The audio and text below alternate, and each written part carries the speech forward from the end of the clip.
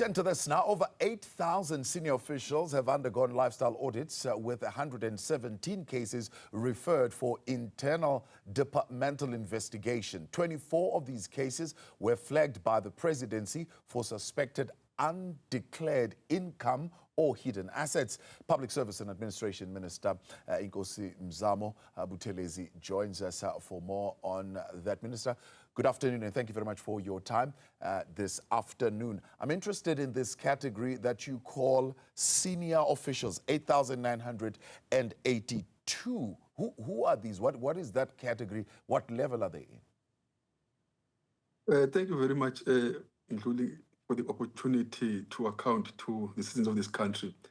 This number involves senior management from level 9 up until the level of director generals of departments.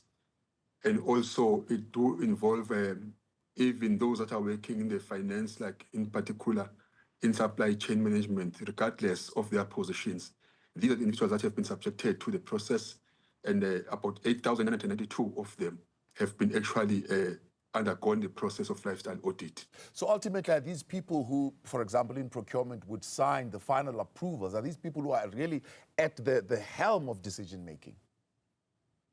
Yes, these are the people that are in positions that are most likely to have a potential of getting involved in corruption or having to do with decisions that are being taken by different departments in as far as financial transactions are concerned and the issue of issuing tenders and the likes.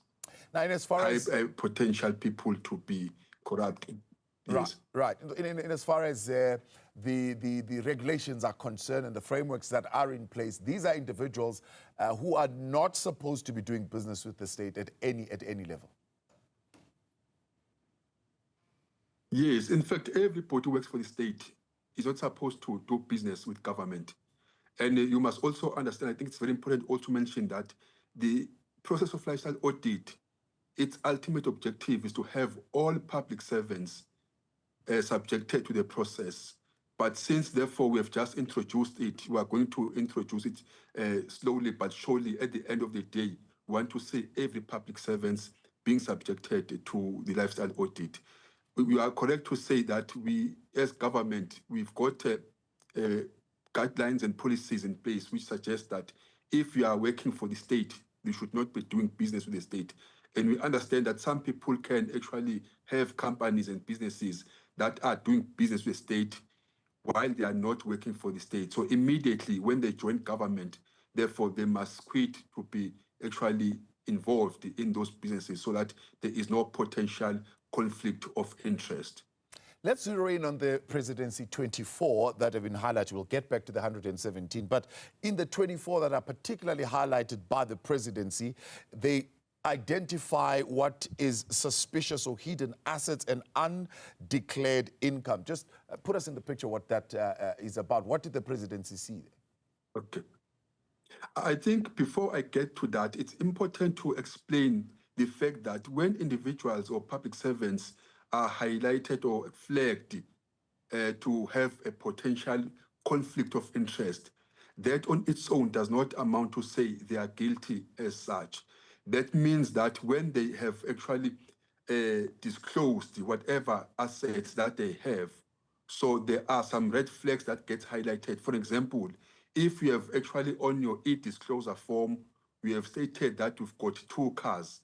And then when the ethics officers are verifying that, then they discover that you, from external sources now, you have more than 2 cars because they will consult NAT system or they will consult deeds office in relation to properties and CIPS in relation to businesses. So when that external source, therefore, tells us that, no, Mzamo has 4 cars, in fact, then that would be flagged. But sometimes we found that it's because Mzamo declared only 2 cars, because the third one is no longer in use for almost 20 years. Because most of us, when we've got old cars that are no longer in use, we forget to deregister them. So it's under such circumstances that many people will be flagged as such.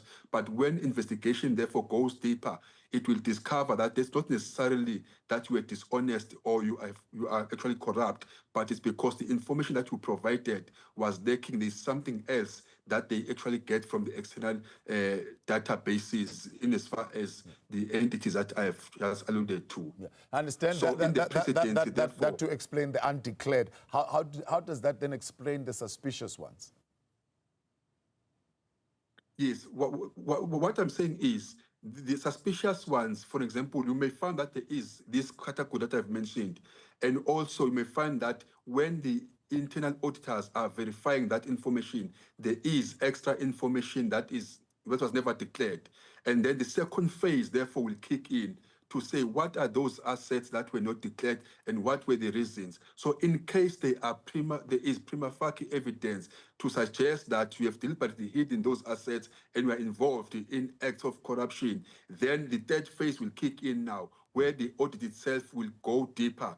If it means, therefore, we use resources of the SIU, will do so if the department does not have that much capacity. Or if it means, therefore, that there's prima facie evidence, whatever that has been actually unearthed should be reported to the police, and then we'll do so. And then the law enforcement agencies, therefore, will kick in. So it means, therefore, that not necessarily that when we discover there's more than what meets the eye, we leave it like that. We refer to the law enforcement agencies to make sure that that is followed through. In case you are found to be on the wrong, then the consequence management comes in, therefore. Like in this instance, there are some people who are actually being subjected to disciplinary process within departments. So what is also very important is to mention that before we actually take these matters outside, we exhaust rather the internal processes, and then thereafter we take it to external processes so that we make sure that we deal with such an act of unethical behavior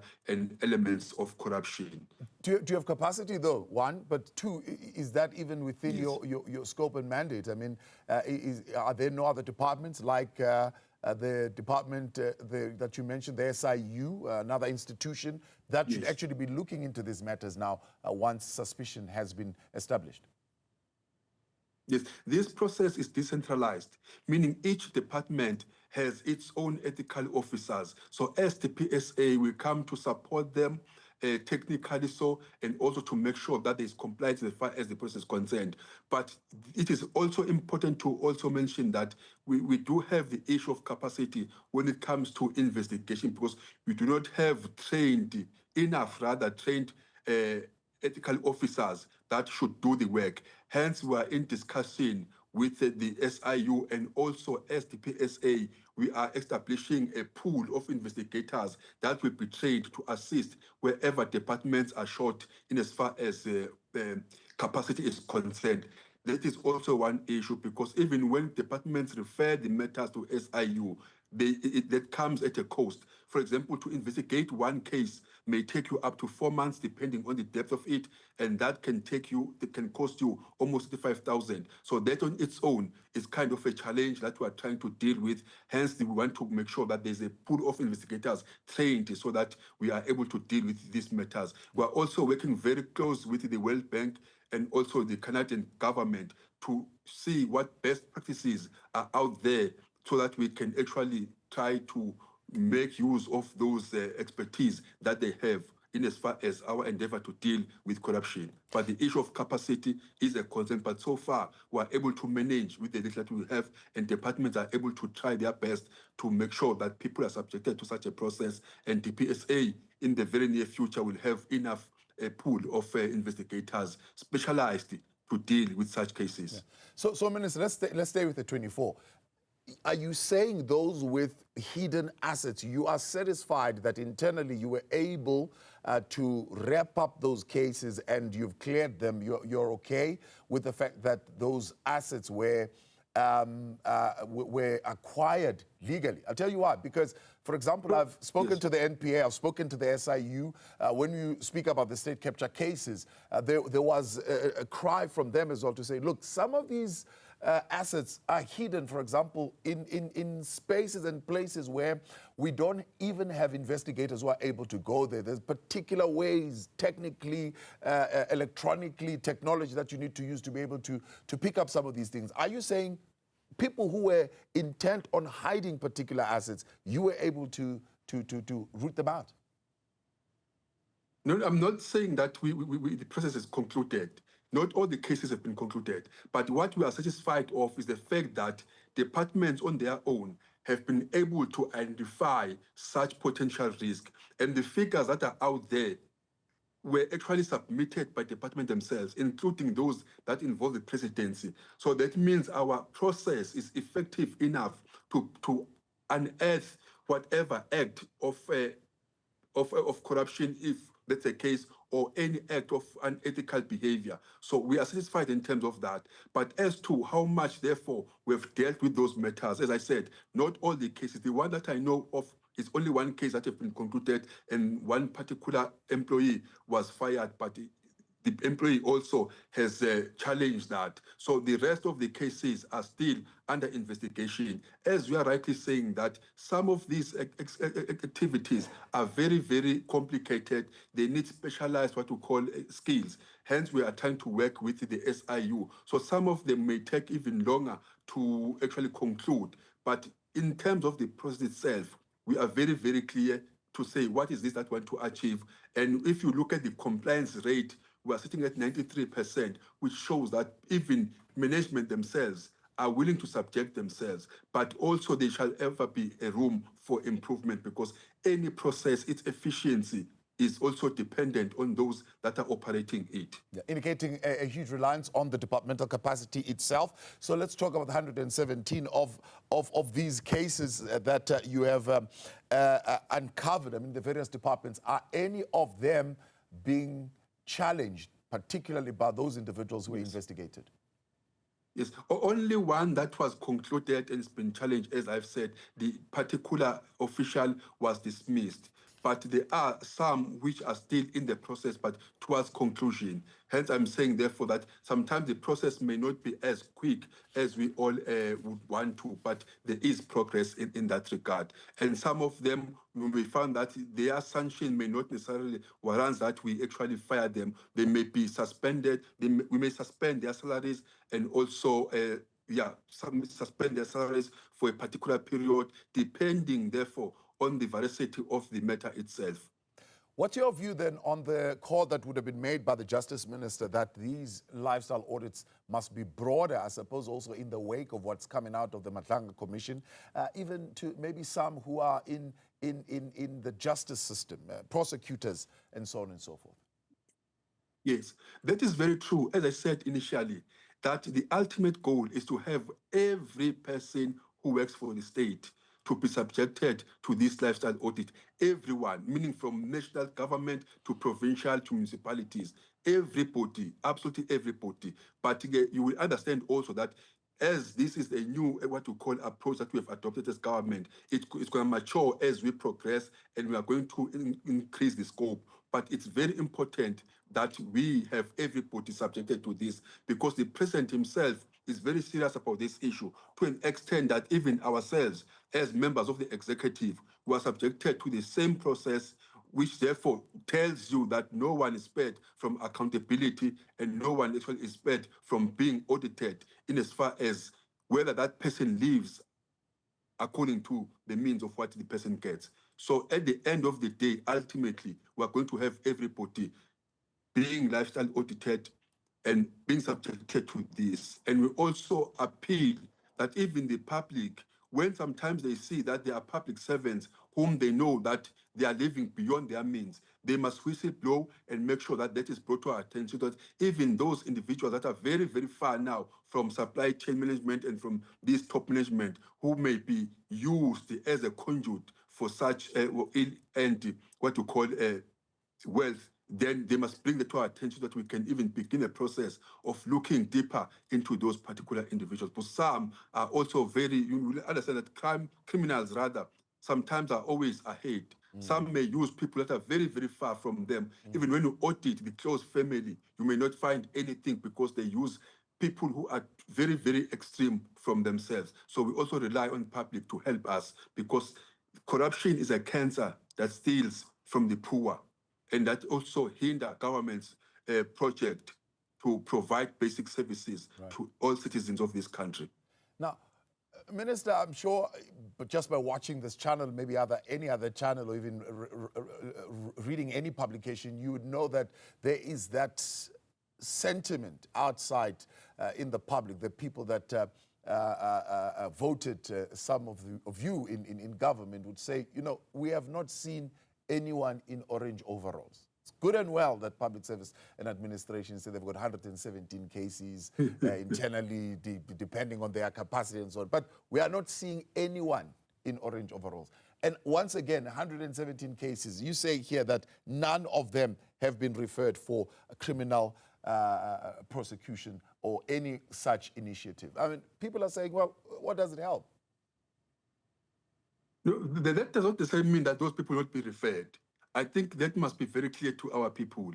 We are saying we only refer cases where we've got prima facie evidence to suggest that indeed there is some wrong elements in whatever that have been highlighted. So as I'm saying that the process, sometimes it's a bit slower. And when you look at those people who are actually complaining, saying they've never seen many of those who have been alleged to have committed some crime wearing the yellow overalls, that is true. But also we must remember that we are living in a constitutional democracy. Any person is assumed innocent up until that person is proven guilty by the court of law.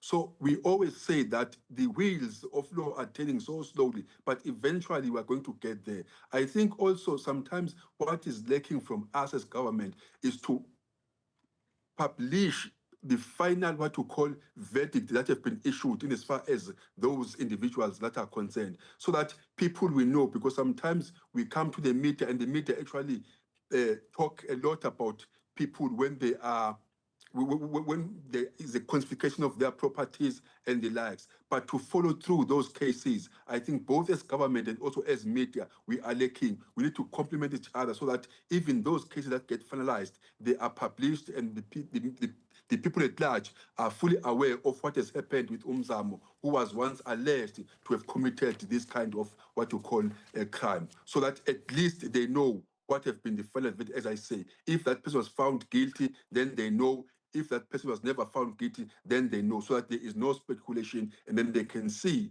that even when the whistle blow, at the end of the day, those people are held to account. But that accountability should be within the parameters of law. Because, for example, if like this particular individual, whom I say has been fired by the internal processes, is challenging that, he's got a right to do so. Yeah. So what is important now is that we must follow through that case, therefore. Right. So that at the end of the day, if he or she lose that appeal, then we come back to you to say the person has lost. This is what has finally happened in as far as this individual is concerned.